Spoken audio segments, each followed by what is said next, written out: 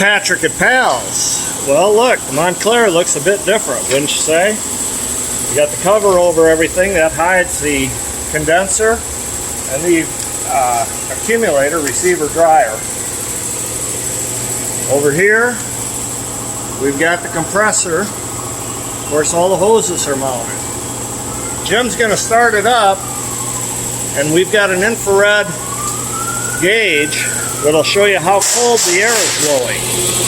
And of course, that's the whole idea of this. We got to have ice cold air, and I believe we've got it.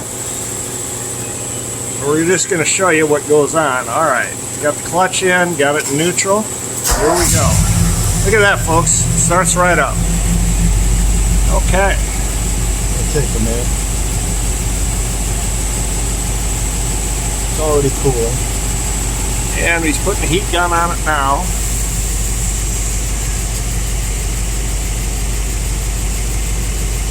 Steadily dropping.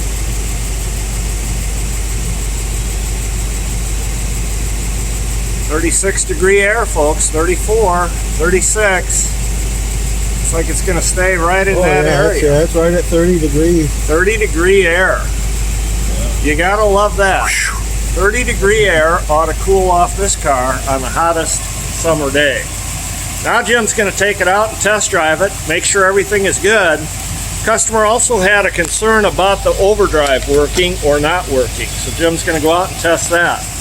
Folks, if you've got a Mercury Montclair like this 56 and want air conditioning, bring it to Pals. See you soon.